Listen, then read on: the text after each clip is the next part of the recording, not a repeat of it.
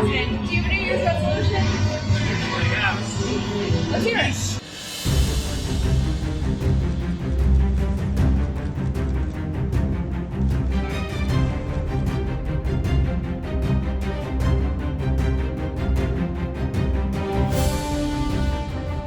Well, we're going to be running it with a group, and we're going to make sure it's run properly.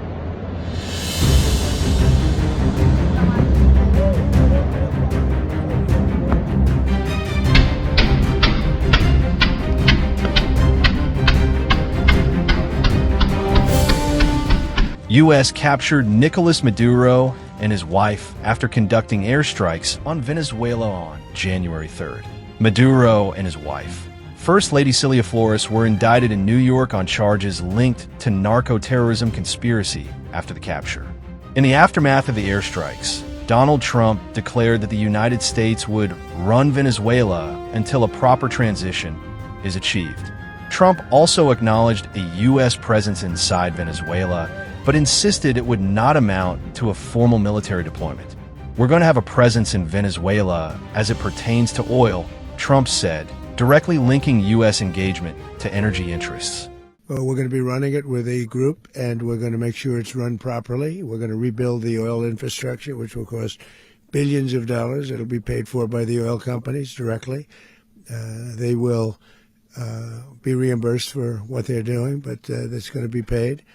And we're going to get the oil flowing the way it should be. As you know, it was just a minor flow. It was actually a minor flow for what they have. But we're going to run it properly, and we're going to make sure the people of Venezuela are taken care of. We're going to make sure the people that were forced out of Venezuela by this thug are also taken care of.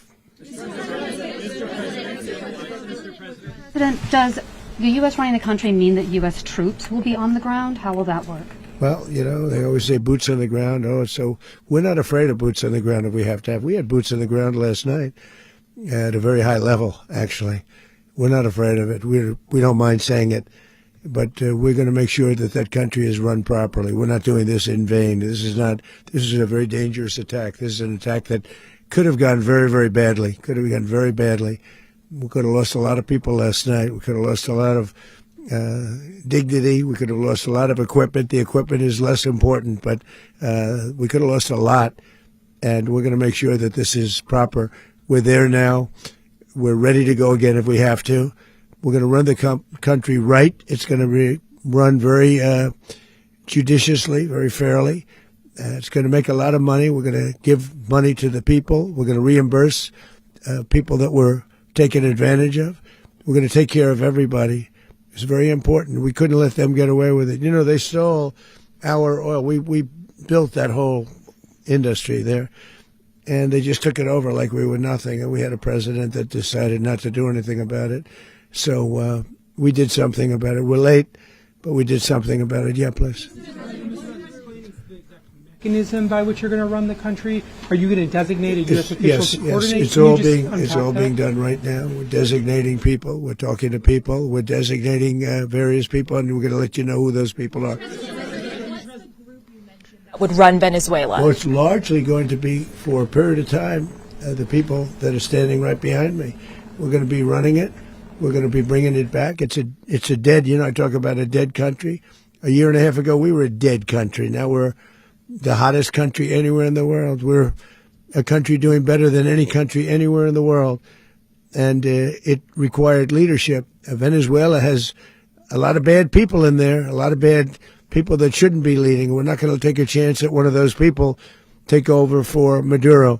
So you can look at, and others. We have fantastic people, including people in the military. So we're going to have a group of people running it until such time as it can be put back on track, make a lot of money for the people, and give people a great way of life, and also reimbursement for people in our country that were forced out of Venezuela. Can you just sort of button this up? Do you envision the U.S. military having a presence in Venezuela as the U.S. runs that country? No, we're going to have a presence in Venezuela as it pertains to oil, because we have to have, we're sending our expertise in. So you may need something, not very much. But no, we're going to be taking out a tremendous amount of wealth out of the ground.